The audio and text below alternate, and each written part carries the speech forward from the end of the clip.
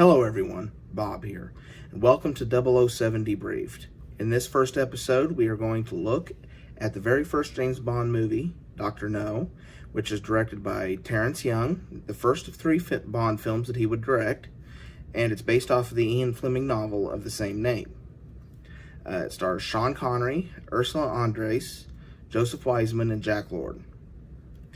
Cary Grant was actually the original choice for James Bond, but he just wanted to do one film and be done.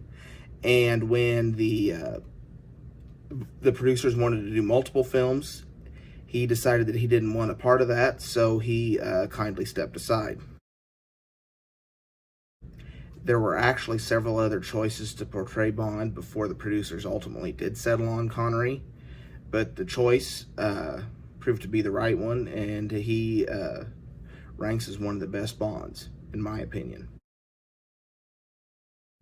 The film was made on a budget of approximately $1 million. That's all United Artists would give them, although eventually the United Kingdom branch of United Artists would cough up another $100,000 for some of the effects at the end, like the explosion and such. The film was roughly had $1 million budget, and hence the line from when Dr. No says $1 million, Mr. Bond, and Bond looks kind of confused, and he says, "You were wondering how much this all cost." And just kind of a nice little nod right there. There is an MI6 station chief in Jamaica, and he is murdered, and his assistant is murdered, and two files are stolen, one for Crab Key and one for Dr. No. And when M, who's the head of the 00 branch in London, learns of this, he dispatches James Bond, who is Agent 007, as we all know. He is dispatched to investigate what happened to Strangways and his assistant and the files and all that. The film introduced many longtime mainstays from the series. Bernard Lee is M. Lois Maxwell is Moneypenny. Although the character of Major Boothroyd was introduced in this movie, the actor was replaced in From Russia with Love, which is this film's sequel, and the new actor is Desmond Llewellyn. And Major Boothroyd, as we know, is head of Q branch, and so that's where Q comes from. And Desmond Llewellyn is the iconic Q, and that doesn't come, unfortunately, until the next movie, although the character is introduced in this film.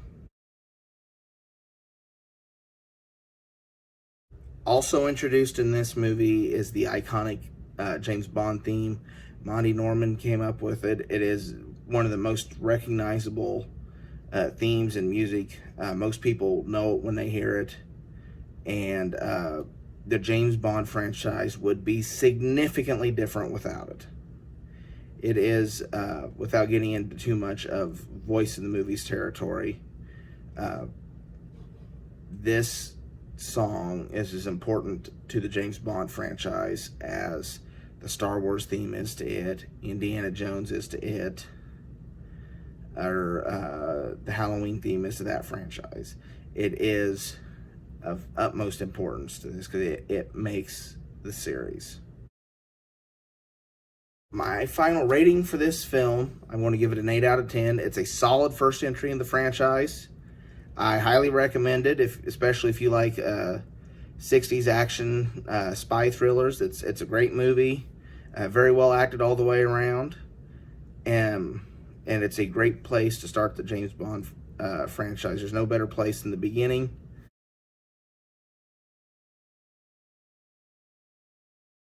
And without further ado, let's jump on into a little more spoilery territory and talk a little bit more in depth about this thing.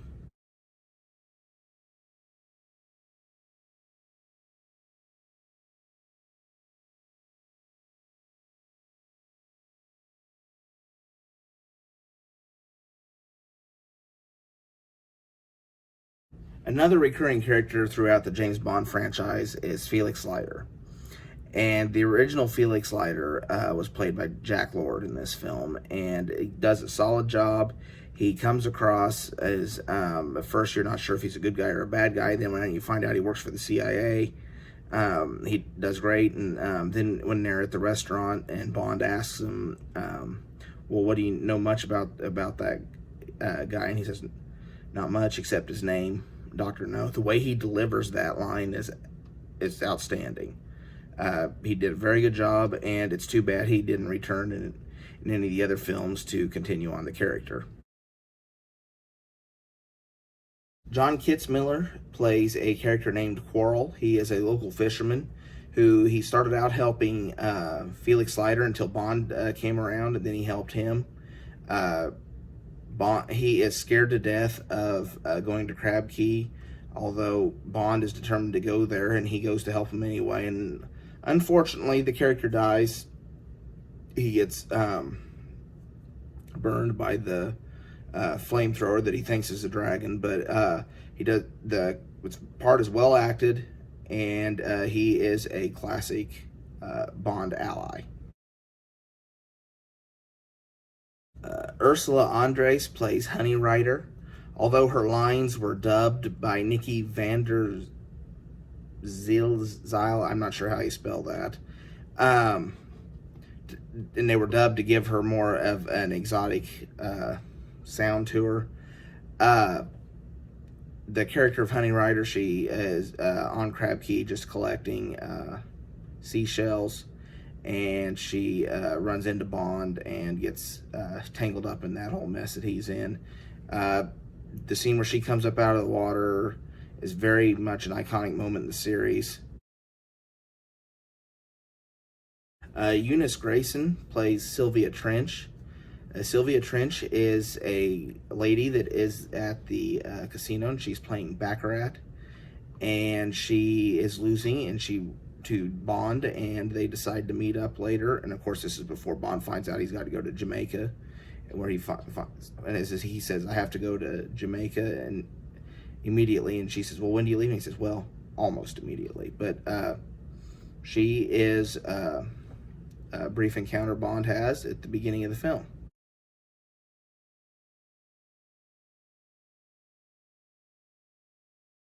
Zena Marshall plays Miss Tarot. She is works at Government House, and little do they know, as Bond finds out, she is a double agent. And after Bond visits her at her house, spends an afternoon with her, he turns her into the authorities as working for the enemy. Anthony Dawson plays Professor Dent. He tries to throw Bond off the path. He tries to assassinate Bond. He has an elaborate scheme involving a spider to try to kill him, and the spider's given to him by Dr. No, and he tries to have the assassins take out Bond multiple times. It doesn't work.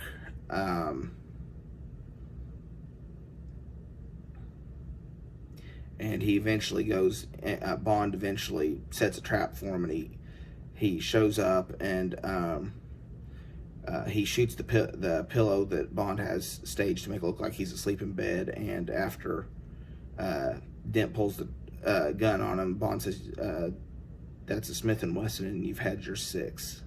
And then Bond proceeds to eliminate him. Dr. No himself is played by Joseph Wiseman. Now, in a franchise that's known for its over-the-top villains, Dr. No himself is much more subdued, and it's kind of funny when you look back at some of the villains later in the series that the original Bond villain wasn't over the top. He was much more in the background, calculating, mad scientist kind of person, but he isn't overly going out. And it's revealed, of course, that he works for the organization called Spectre, and we'll get more into what Spectre is and everything in some of the later films. But he has mechanical hands, and when he's fighting Bond at the end, Bond knocks him into the radioactive pool where the reactor is, and he can't make his mechanical hands grab onto the support, I guess it is, and he just slides on into the water, and he presumably drowns. Okay, the vital stats for this. James Bond himself is directly responsible for, I count, 5 deaths in this film. There are some of Dr. No's assassins that pose as 3 blind men. They have 3 kills. And there is 1 suicide where Bond captures one of the henchmen and he takes a cyanide tablet to keep from talking. There is also of note the 3 assassins. I did not count them in Bond's kill total because it's more of an accident that they die. They swerve to avoid something. He didn't directly kill them. So I did not count that in his kill total, which I will, like the Friday the 13th franchise that I just did, I will keep a running tally as to the number of kills Bond has, and I will also keep a tally as to which Bond actor has the most kills, just for fun, because that's why we watch these movies and stuff anyway. It's for fun. And the other note I wanted to throw on there is that it is unclear how many die when Dr. No's complex explodes at the end. It isn't ever confirmed who lives and who dies in that, so I can't count anybody at that, but I can confirm that the 3 that died accidentally, the 3 assassins, the one who took the cyanide tablet so he wouldn't have to talk, and then Bond himself is directly responsible for 5 kills. That's all I've got for this video. Thank you so much for watching. If you enjoyed this video, please give it a like. Please consider subscribing to this channel. I try to have new content daily. Doesn't always work. It isn't always timely because my internet's terrible, but it is what it is. I enjoy making these videos. I hope you enjoy them. I'm just starting a franchise I really enjoy, the James Bond franchise. I won't touch on Bond every day. If you're new to this channel, I'll try to have a little bit of variety, but I hope you guys enjoy it. Follow me on Facebook or Twitter. Just search for Bob the Film Guy. And for now, this is Bob signing off.